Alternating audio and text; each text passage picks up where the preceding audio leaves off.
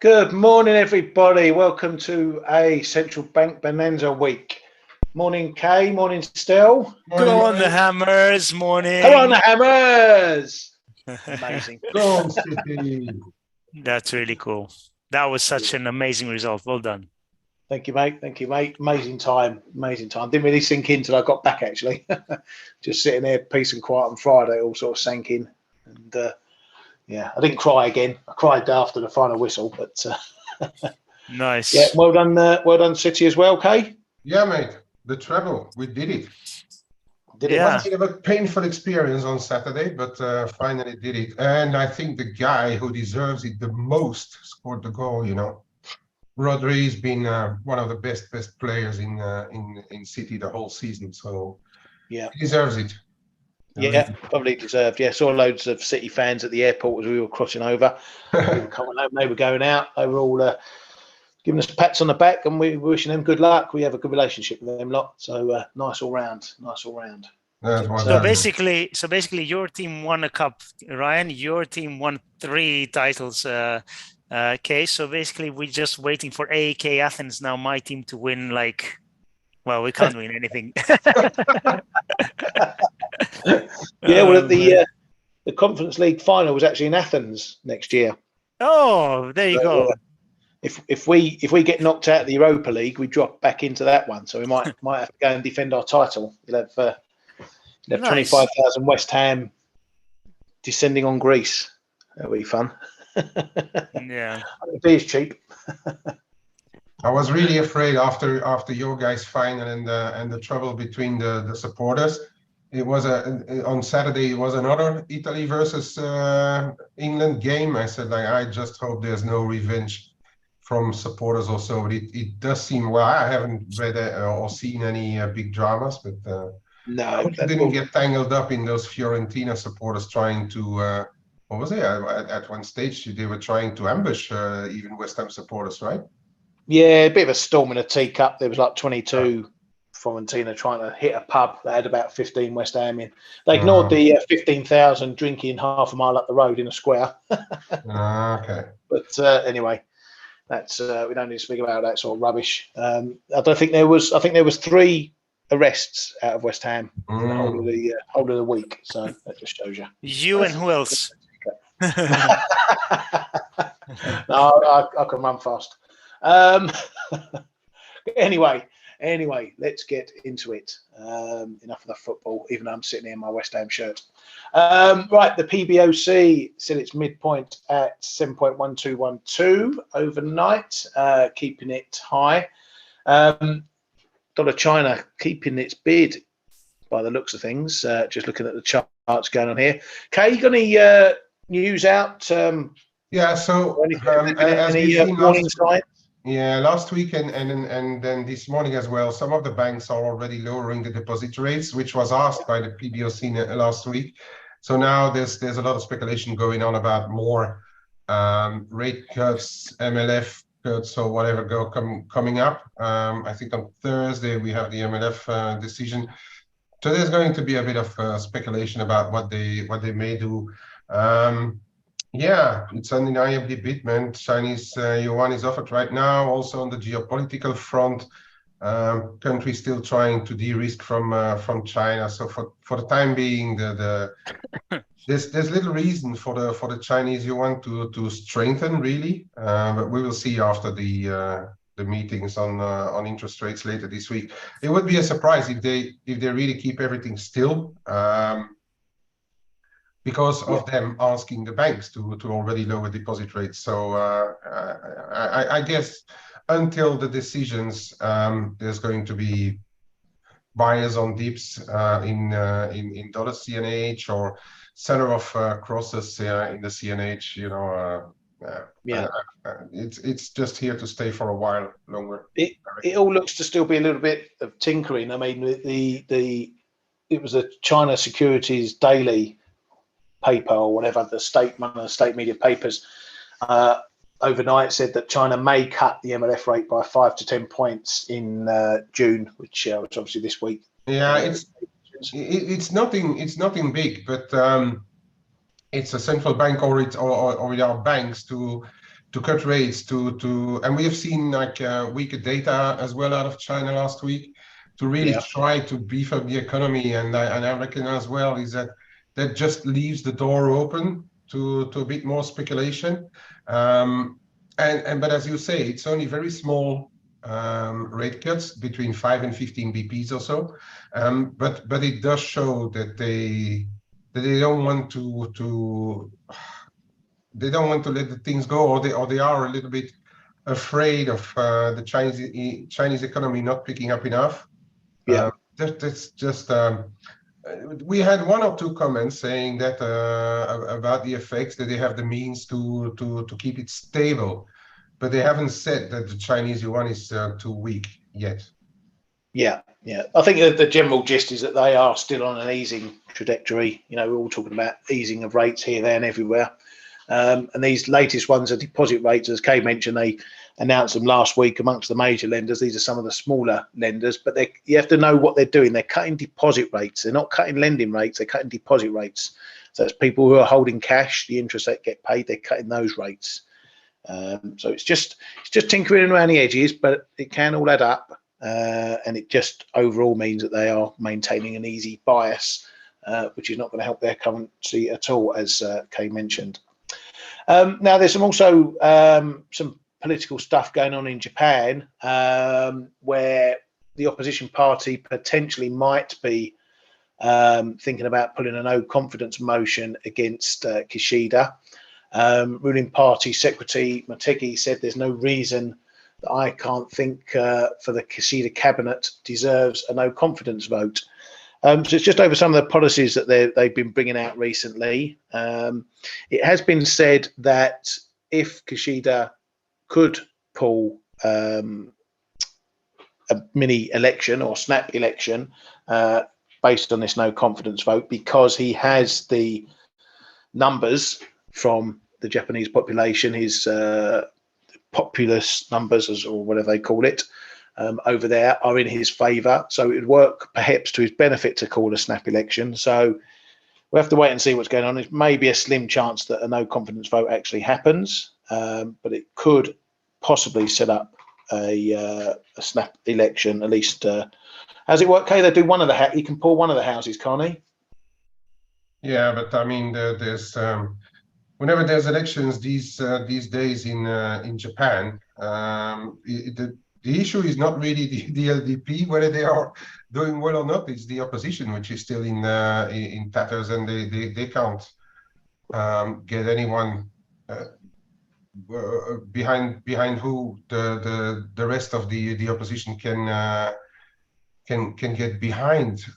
That's the big problem. They can ask for anything, but the LDP for now is just the strongest party, and I don't see an opposition candidate that is really going to challenge the LDP today. Yeah, so it's probably a low market risk either way, but it's still, there is some risk there if a headline pops up along the way. So just be prepared for that one. Just looking at some of the data that we had out of Japan. We had some PPI data. There we go, Friday. Oh, too far. There we go. PPI data out of Japan. Obviously, we have the Bank of Japan meeting on Friday, so that's something to end the week with. PPI still rising, just not as fast as it was previously, dropping on the month a bit faster, but year on year coming down a bit slower. So much like we're seeing elsewhere, inflationary pressures are coming down a bit, or not as much, but we're not seeing any big negative numbers year on year from Japan just yet. Over to the Bank of England, and BOE's Haskell says further increases in interest rates cannot be ruled out. Bank of England is next week expected to hike, and a lot of the market looking for maybe one or two more after that. So he's keeping his toe in the water, saying that further rate rises cannot be ruled out. We'll obviously see what comes from the BOE next week. It's a bit light on headlines this morning, so I'm going to go back to the Canadian data that we got on Friday. Not the greatest report by the looks of things. Another jump in the unemployment rate, a bit like we saw from the US and the NFP data. But employment change was down 17.3, was expected to rise by 23.2 thousand, coming in a bit of a soft one there. The participation rate dropped. Now that usually can have a pull down effect on unemployment rate, i.e. a lower unemployment rate. So the fact that it went up as the participation rate dropped makes it a bit of a double whammy there. So again, following what happened in the US, and obviously coming after that, well, call it half a surprise hike. There were a few of us expecting that there was a greater chance of a hike from the Bank of Canada than not. Does that data take a bit of steam out of future thoughts for the BEOC? On Friday at least we had a little blip. Now actually the Canada crosses are reacting more than dollar Canada. Dollar Canada is still on that big 133 figure a quarter zone. EuroCAD is a bit higher right now, but all the euro crosses seem to come back a little bit. I think that's already ahead of the ECB probably. Yeah, it was a bit of a, I wouldn't say a big bummer, but finally some something negative out of Canada. The Canadian, I think it's Baudry who spoke after the Bank of Canada. They said that the consumer is still very strong. The housing market is still running a bit hot. So that's and the inflation was stubborn. So that's why they hiked. But then the market's been relatively, how shall I say, relatively subdued on the Canadian dollar, even after the rate hike. You know, we had this the test of the 133 and a quarter, but it seems to hold on the Canadian dollar. So there's a lot. What we have to note is there's a lot less impact on the Canadian dollar than there is on the Aussie dollar, for instance, after the RBA. Yeah. But one and all, we'll have to do today, likely with oils, right? Crude is dumping back under $70. The commodities are, when you look at it here and there, in the red as well. So that's holding the Canadian dollar from strengthening more. I think the effect is already gone. Yeah, one negates the other a little bit, and now ball back in the middle and kick off again. Yeah, it feels like this is doing a bit of battle between the monetary policy side and the oil side. Because with oil coming down, you know, what's it off nearly $2? You would have thought dollar CAD might have been a bit higher, but it's not really bouncing. But I think you know, we've been talking about these low 133s for a long while, and we could perhaps call this a test down here. The fact it's not breaking through could mean we might see a bit of a bounce, but yeah, it's not bouncing too much this morning on the back of that oil dropping. I don't think oil has mattered that much to CAD or NOK or No. those classic ones for a while now. But you're right. You know, this should be some kind of correlation, but it's not responding. Yes, but it's been very flaky of late. The oil moves to CAD. It's one of those ones where you'd have to take it day by day. I think one day it might be moving on it, the next day it ignores it. But yeah, it's not. I might be tempted to have a little punt down. Any of you guys having a little rumble down here into these low 133s, or you're leaving it be? You mean along with those lows as a you could do, but you know, CPI, FOMC, I don't want to get. That's the risk. Yeah. That's the risk. Okay, you've talked me out of that one. Thanks, Del. I'll save me money. Last time you talked me into trade, I lost money. So there you go. Don't tell me about that one. I saw the price. I saw that this morning. The old euro knock. Oh, that's a kicker. It's all right. It happens. As long as we keep our risk limited, it doesn't matter. You know, in the long run, we're good. Exactly. Keep the losses small and the winners big. That's what we have to do. But yeah, I looked at that this morning. I was a bit sick as a pig. Anyway, moving on from that one very quickly. Over to the US. I mean, I'm even going to take it off the chart. There we go. Moving over to the US, and it was reported that Secretary of State Blinken was to head to Beijing June the 18th for some meetings, some of these on-off meetings. This is the meeting that he was going to have earlier this year, but it got put off because of the old balloons. Now it's expected to be back on June 18th, but China's foreign ministry this morning said they have no info about the visit at the moment. So whether they will or they won't, who knows?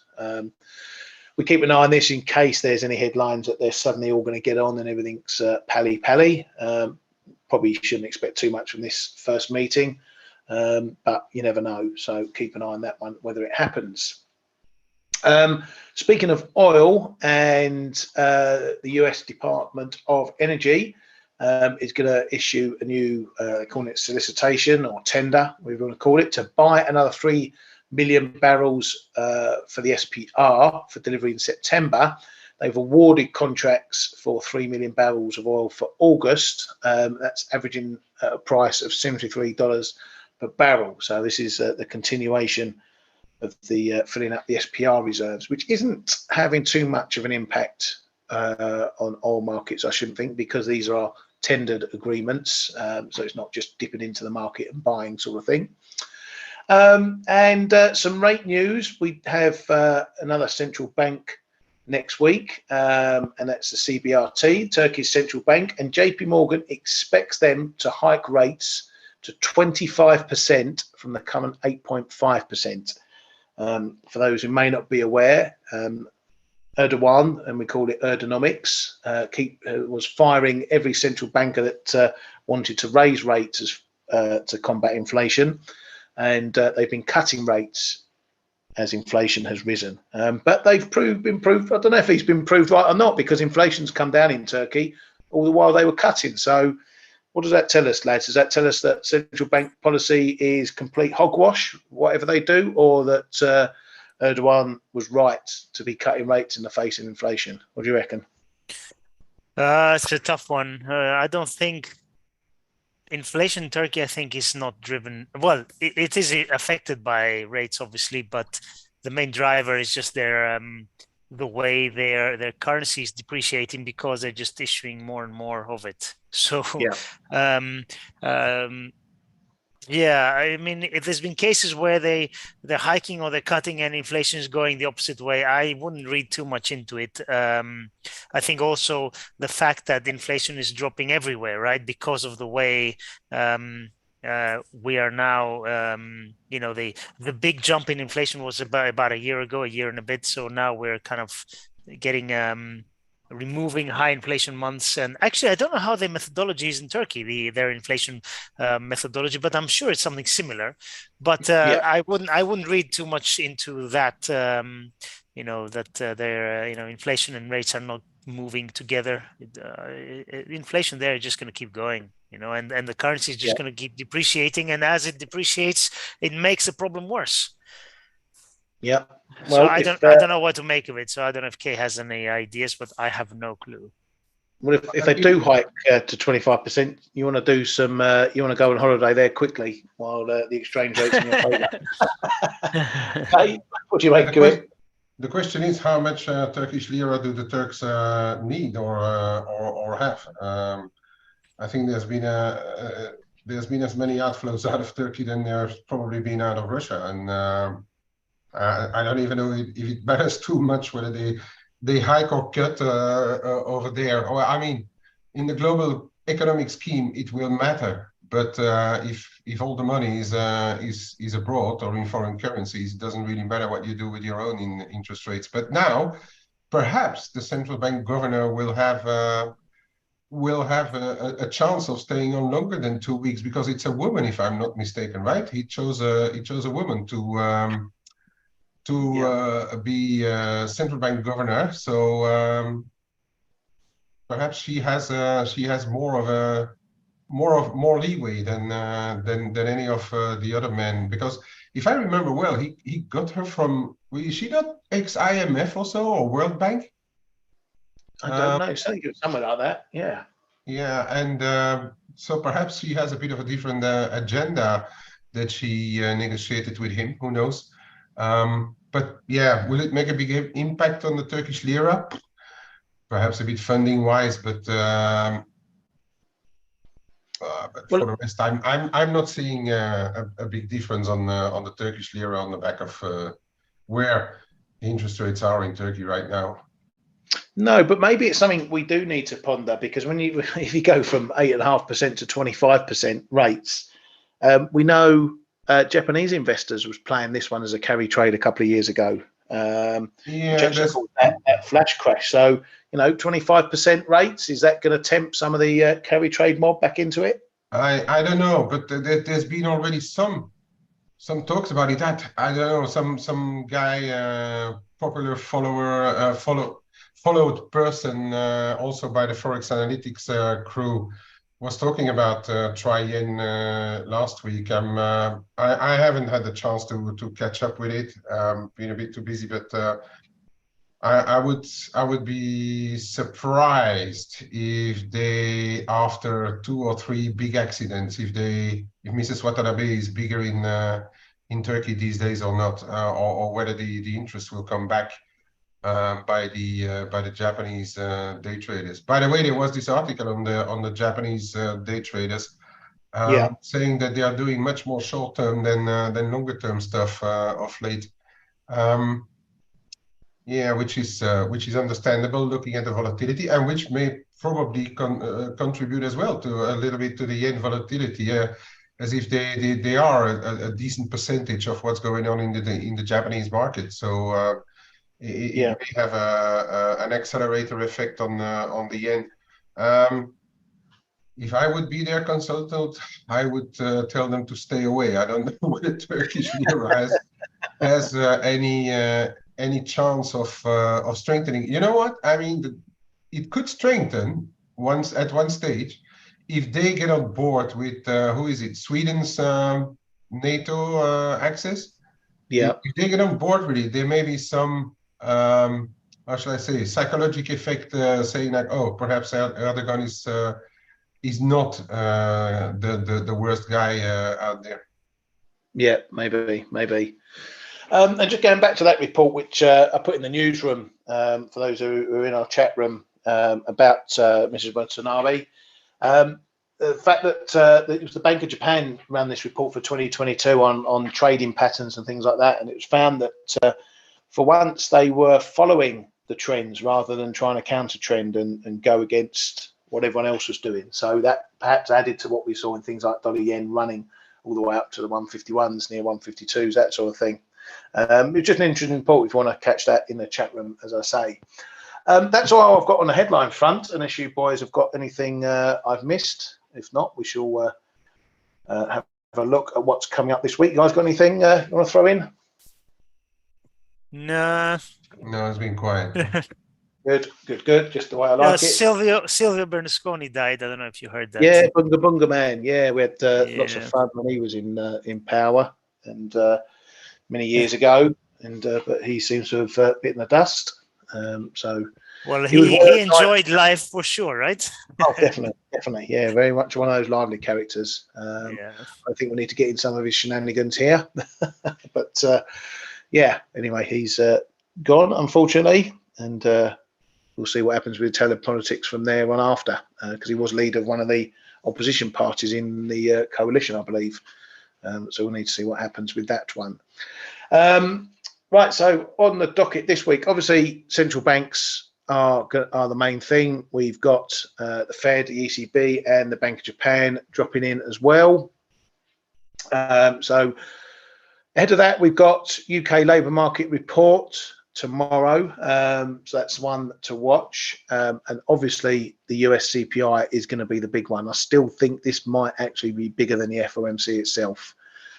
If it's a big mover, then we're going to see those rate expectations doing a last minute jig into the FOMC. If the numbers are soft, that's going to potentially cement a pause for Wednesday.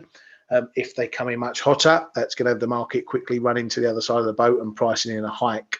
So there's going to be a lot of trading volatility around this number. So be very careful with this one on Tuesday, tomorrow. What are the expectations? Let's have a quick look. I don't know if I've got them here. Where are we? So we're expecting CPI to drop to 4.1% from 4.9%. That's headline CPI, dropping a big chunk there. The core is only expected to drop 2 pips to 5.5%. It's going to be the core, drop to 5.3% from 5.5%. It's going to be the core that's going to be the number to watch for that one. On Wednesday, we get some PPI data from the US as well. So that might add a little bit to whatever happens with the CPI, or it could take away some as well. Right, let's put you on the spot, guys. Early thoughts, quick thoughts on the Fed. Are they hiking or are they pausing? Well, first of all, did you listen to the flow shows last week? No chance, Right. mate. You didn't? Sorry. No, not Because yet. you just said exactly what I said on the flow shows last week. I think the CPI tomorrow is going to be more important actually than the FOMC. The FOMC will have, as what I said, the FOMC will have a reactionary function in the markets, and I'm talking about markets. I'm not saying that they will completely react to exactly that CPI number that comes out tomorrow. But I also said over the past flow shows that I think that globally, the central banks being more data dependent, they will actually react the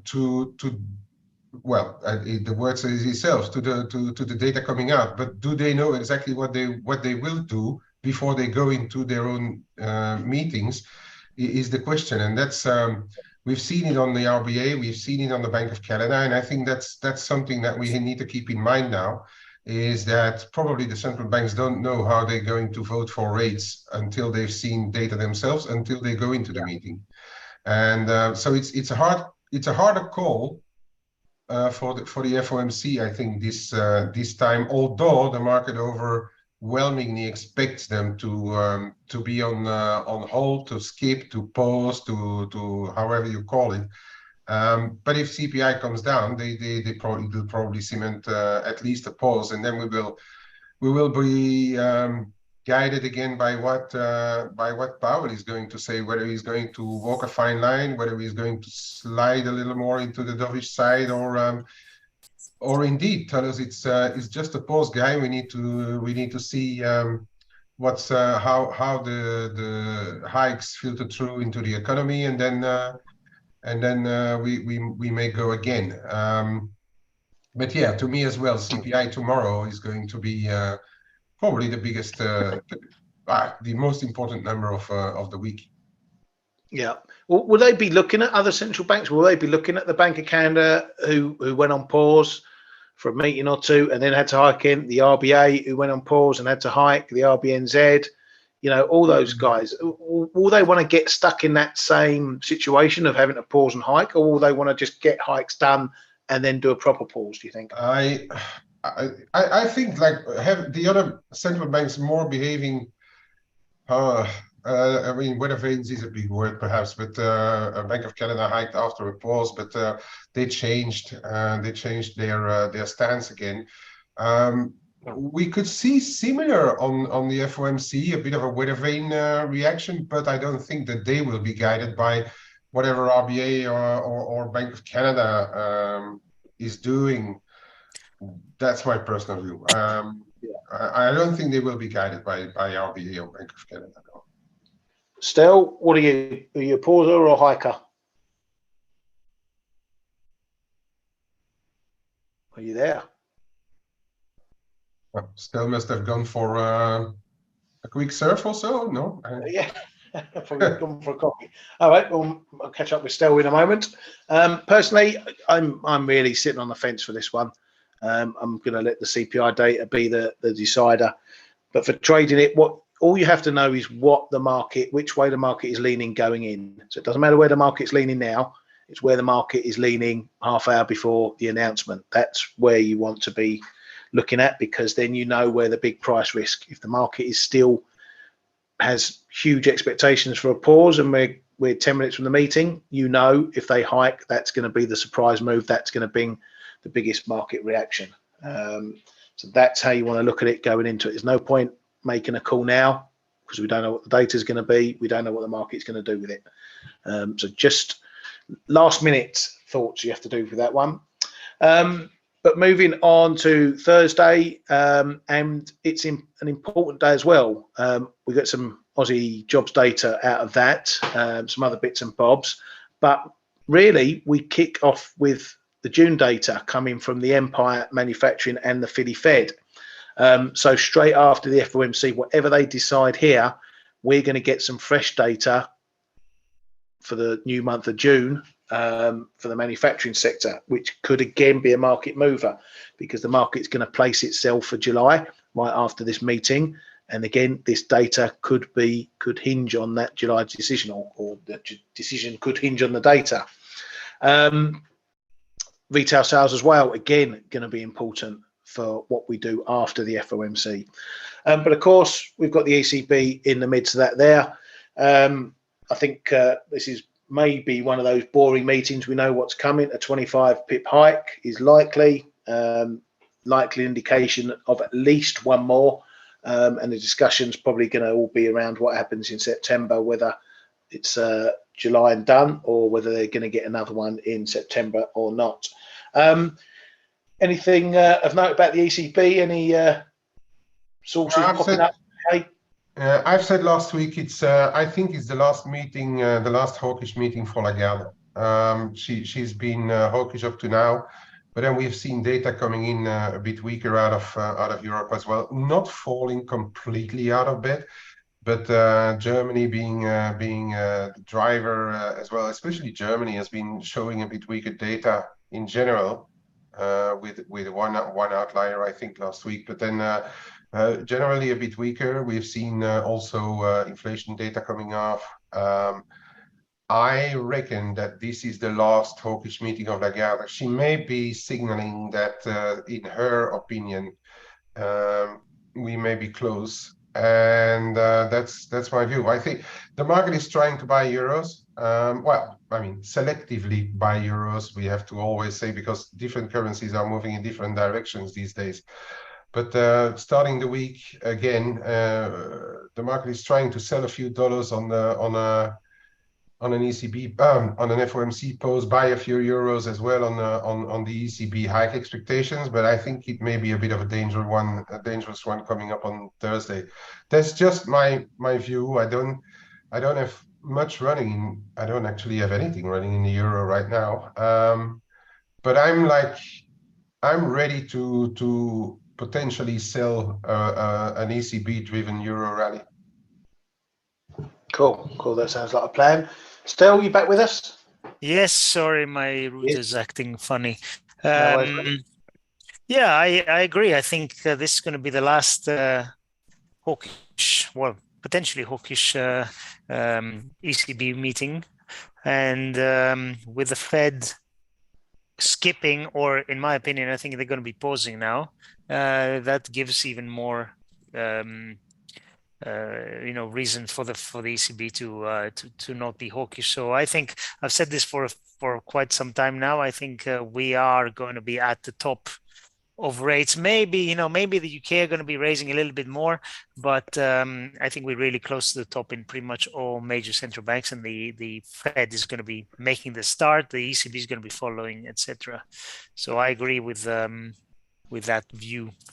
Yeah, well, I think the ECB aren't going to be as less hawkish as perhaps you guys think, because I think they're the most fearful about letting the market get too dovish and undoing all the hikes with moves in assets. So I think we get a hike, and I think they're going to remain hawkish about July, and they might give an indication that July might be where they look to pause, but I don't think they're going to give the game away too much there. As I say, they're just too scared about the market going the other way. You give them too much credit, I think. Well, say that, but then look how long the ECB have been dovish, and look how even now they're still talking hawkish. The data even in the radar. Yeah, the data is coming in really weak though, and but inflation continues, which I think it will. I don't know. I think Ryan. Well, Ryan, you have a point. I mean, they started later. so they can still catch up. But then, as we've seen, there's rates and rates. If you look at the dollar rates, for instance, are the highest still among the majors. Yet you can correct the dollar, or like look at cable is higher, and Aussie dollar is higher, and dollar CAD is lower, and euro is well off the lows. It's not all about rates. It's expectations as well in the market, and it's. Yeah, sometimes you have the interest rates on the one side, and then you have what we trade as real data, right? If not, you would continuously buy any high yielder and sell any low yielder. It works for periods of time, but in my opinion is that it's Lagarde who is going to be the risk for the euro in this thing. Not really the rest of the hawks or the rest of the doves, but I think it's Lagarde. I think psychologically she will not be able to contain herself to start to warn against the weaker data, and I think that is where she could damage the euro come Thursday. Yeah. Okay, and so just before we go and have a proper look at the charts and stuff, quick thoughts on the Bank of Japan on Friday. Are we going to get anything from those guys? Comment-wise, obviously policy is expectation is zero for any policy moves. Well, could there be a sneaky bit on the YCC, or are we just going to get a bit of chatter, maybe another 2 steps towards exit and then 1 step on the dovish side? Yeah, One step back. It's one of those never say never, but if you look at the communication that Ueda has had with the politicians, with the market, with the Senate, and all that, they should leave everything unchanged because it's too early, and he doesn't want to risk kill something before they even start. But there may be this odd one-liner where he says we are discussing or we are looking at stuff, even if it's too early, we are looking at stuff. But that should be, in theory, partially the expectations that they are looking at stuff, but then it will for sure have an impact if there's one line like this out there. But to move something, it's probably still a meeting or two too early. Nomura came out. Well, Nomura is always pretty vocal with what they think. Nomura said they expect them to start really moving in October. So that's another 2-3 meetings or so from now. Yeah. No, I'm not sure I'm going to take much from what Nomura say, because they're the shock jocks of bank forecasting at the moment. Yeah. But I mean, it's not my base case for them to move anything. But I do leave open the possibility that they just put in a few comments that they are looking at stuff, because they should really, right? That's why Ueda has been brought in. So. Yeah. No, agree with that. Okay, so let's. Just one question from Jerry. You don't think when RBA and BSE raised rates unexpectedly, the Fed will do the same? That's sort of what I was asking earlier, Jerry, because we had these banks pausing and then hiking again. I'm not sure the Fed will want to get into that situation. But yeah, if they pause, they will obviously leave the door well open for hiking again. But you can't be pausing 1 month, hiking another month, pausing, hiking. Because rate changes don't filter through that quickly to see the effects of it. If you're going to pause, you need to give it a few months.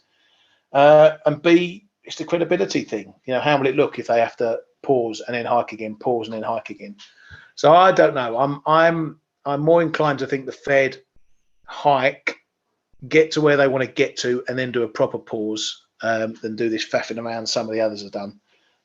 But as Kay mentioned, it's not so much a question of following what one bank does. Everyone does what they want to do in their own ways.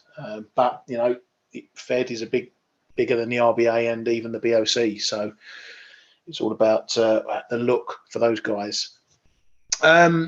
So just quickly looking at dollar yen, and obviously I've been away, so I've not been well up in all the moves, doing a bit of catch up today. But what I can see is that we've now hit a period of consolidation after the grind up from the 130s that we saw. We're now doing a bit of sideways.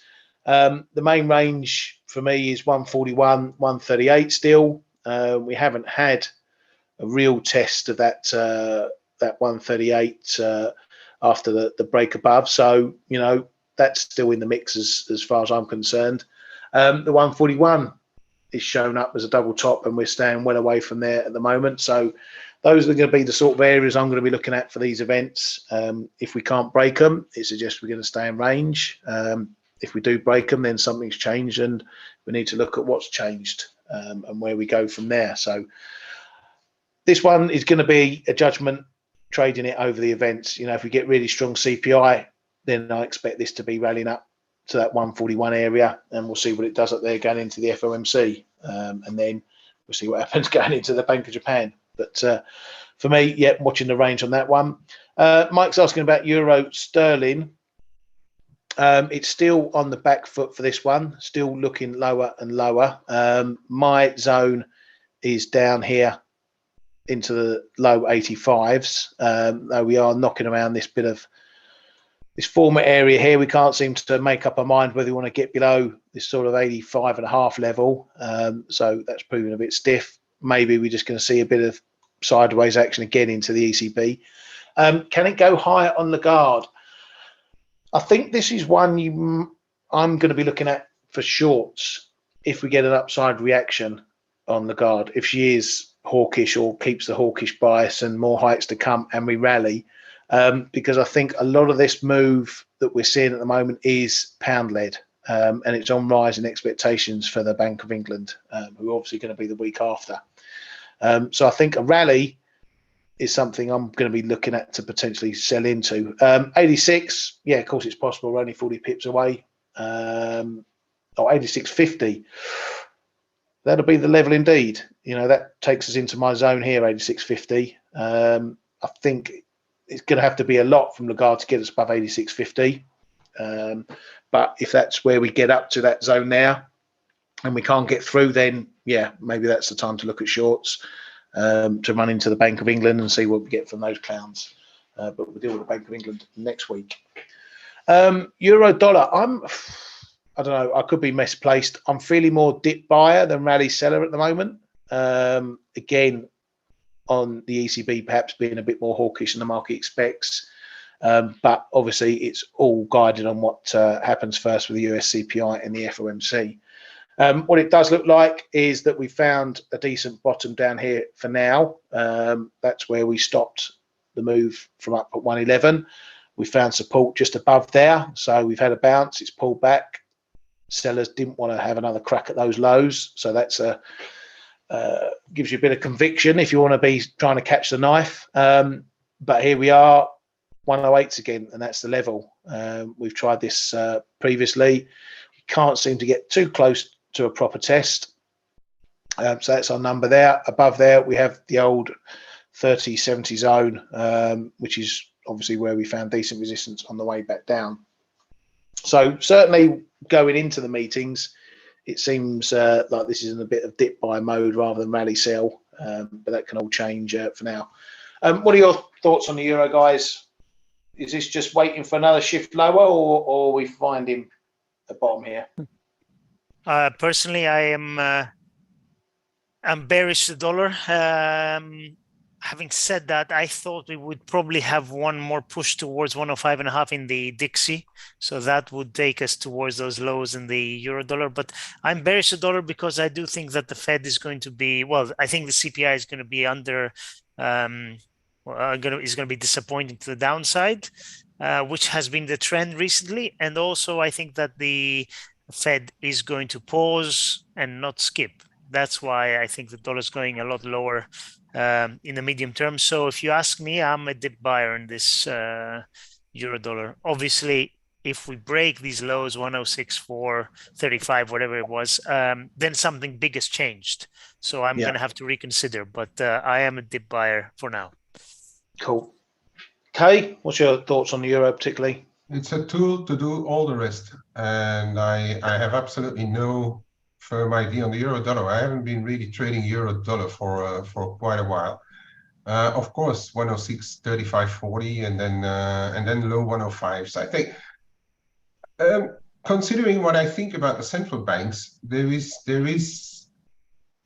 the market is trying to sell a few dollars right now, and if CPI disappoints, probably dollar is going to trade weaker. Trade weaker, regardless what the central banks are doing. So that's one thing. So de facto, euro dollar should be trading a bit higher. If it's based on ECB expectations, I think I'd rather be a rally seller on euro, as I said, but then there's the dollar side. So I think euro dollar is more going to be a tool to do the rest still, in my book, like do euro crosses. Then I'd rather do euro crosses than euro dollar right now. Yeah. Okay. Do you want to have a quick look at those, mate? Yeah, but then a real quick one, because I'm gonna have to shoot in just literally it's 5 minutes. Sorry? Yeah. It's 15:15 anyway, so 5 minutes will do if you need 5 minutes. Yeah, just 5 minutes if you want me to show. I'm just rather going to answer the question on gold there, Arif, which is going to be a quick one, a quick reply as well. Can you pass me the screen, Ryan, please? Yep, sorry, mate. Let's hand that over to you. Do you want me to set an alarm, 5-minute alarm? Yeah, so Arif, it's going to be a very quick answer, and I've already shown that last week. For me, it's in a range here for as long as we are below 1880 and 1980 and above. Well, the trend line goes a little bit higher, but we've seen these lows here in the 30s. That's going to be your zone. So you have like about a 40 to 50 bucks zone that you really need to watch for what's going to happen after the CPI. If CPI really starts to come off fast, we see here these three tops that we've seen over the past 2 weeks, 3 weeks. Then they're toast, I think, and we're going to go higher. If in turn it's really sticky, and then we will have to. The market is probably going to test these levels before, but if it's really sticky, then you probably have to wait for the FOMC to give you the green light to really break out. If it breaks out, then I think to me it's low 19s, breaks out above this 80-85 zone, then you're back at 2000, and then I probably would say that the more impulsive move out of the two. So here you're going to have a stop run, I think, and consolidate. Here, this may look a bit more impulsive if we start to move higher again, because that's going to mean in the more medium term, that's going to mean a continuation of what we are doing here, right?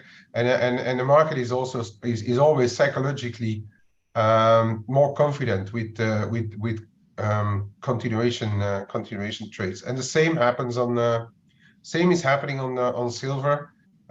We are still below 24.50-60, a little bit of a trend line here. I had a bit of a spike above 24.30, 35.40. We are turning around. I wouldn't do much with it. If you get back below 24 on the CPI, then there's going to be a few more zones to be challenged again, perhaps the low 23s again. But also here, if CPI or the inflation data in the States really start to come off, then we will have to look at economic data as well, with the silver being a manufacturing or how shall I say? Yeah, I forgot the word just now. Instrument. So if industrial metal, you industrial mean? metal, yeah. If the economy holds up, and there's a lot to do about shortages again in silver, and about this Newmont silver mine in Mexico, if that starts to go, then I think the move will again be pretty impulsive on silver. So that is my view.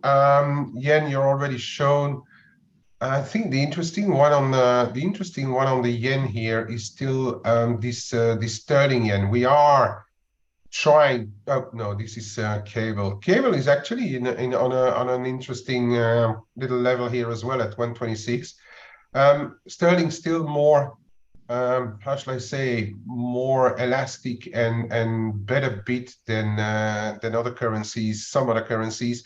So we are in this 175, 175.65 zone that I've been showing on sterling, and I think that could be a bit of importance right now. If we start to hold here, then it's probably going to push higher. If we get backs up 175, then I think we may see a bit of a correction here and try to retest the support line once again of this wedge or trend. I still have a few, but much less, because I did let some go, as the people know, in this zone on Friday, because I don't know what's going to happen in this zone. I want to really know what's going to happen in this zone right here. We could have a little bit of a setback and then start to load them up again, closer to 174 perhaps. Also based on the view that Bank of Japan is not going to change much, so will remain the main low yielder in major land. And really, I have to leave it here for now, guys. I need to. Yeah. Thank you very much. Yeah. Thanks, guys. Have a good day, everybody. Yeah. No, I see you soon, mate. Well, we'll call that a day there. We've set ourselves up for the week, I think, suitably. We know what's coming, and we can just move between the events as they drop tomorrow. So we'll call that a day. Thank you very much, Kate and Stel. Thank you, everyone, for coming to the Flow Show, and we do it all again tomorrow. Cheers, guys. Thank you, Ryan. Thanks, everybody. Hey traders, this is Blake Morrow with ForexAnalytix. Thanks for stopping by our YouTube channel. Don't forget to like these videos, share them, and subscribe to our channel so you don't miss any of the content that we provide here for free. Thanks for stopping by. I'll see you in the next video.